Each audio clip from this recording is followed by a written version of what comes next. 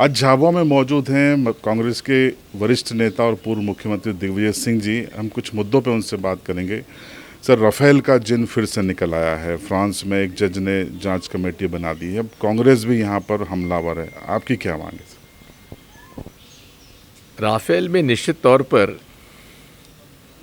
नियमों का पालन नहीं हुआ और भ्रष्टाचार की भी बू उसमें आती है।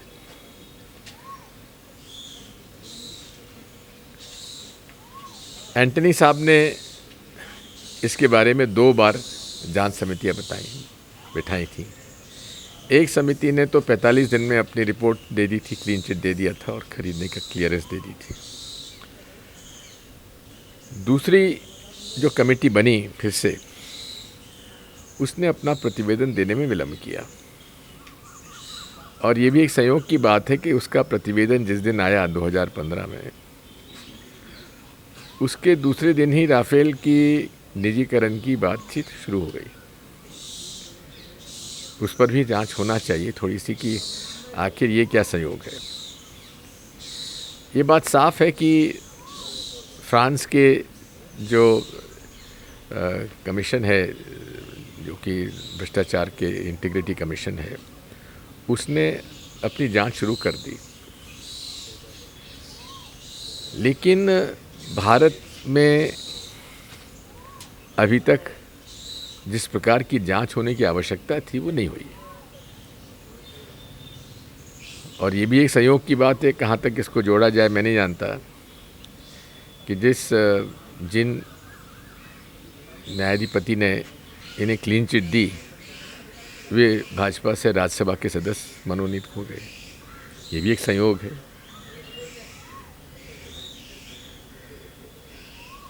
मोदी जी ने कहा था ना खाऊंगा ना खाने दूंगा, तो आखिर लोकपाल को ये जांच सौंप दे। लोकपाल के पास आज तक एक भी कोई प्रकरण नहीं है, वही इसको सौंप दें तो मैं समझता हूँ कि जिनके पास जो प्रमाण होंगे वो सामने बात आएगी।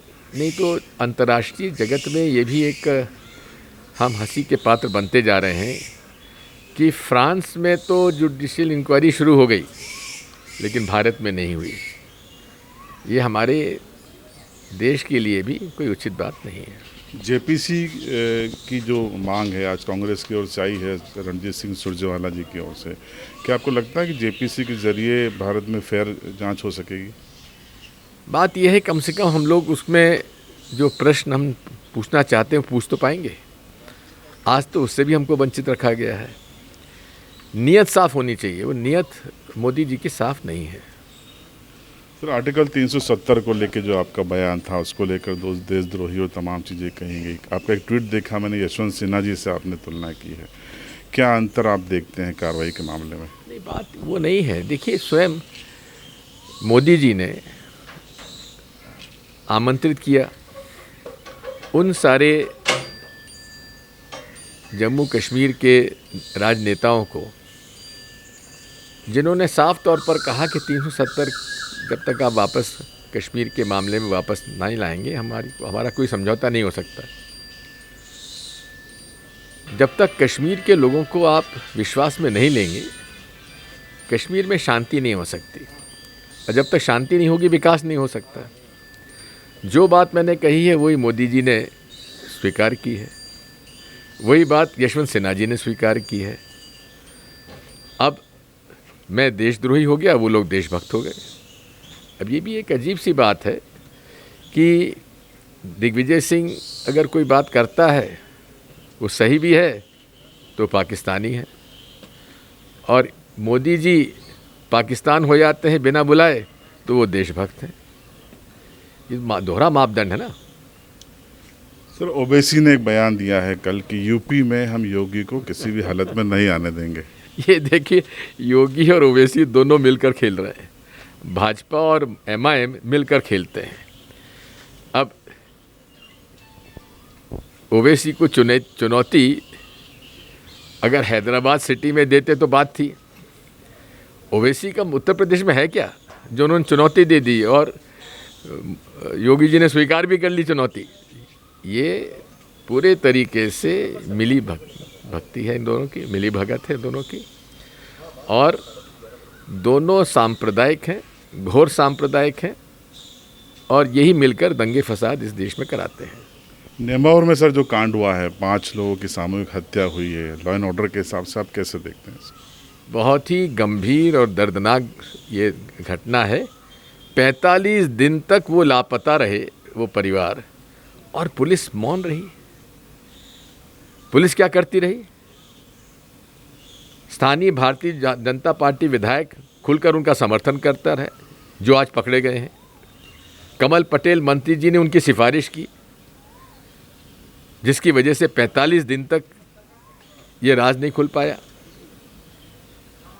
अब जबकि मांग उठी, तब शिवराज सिंह चौहान जी की नींद उड़ी।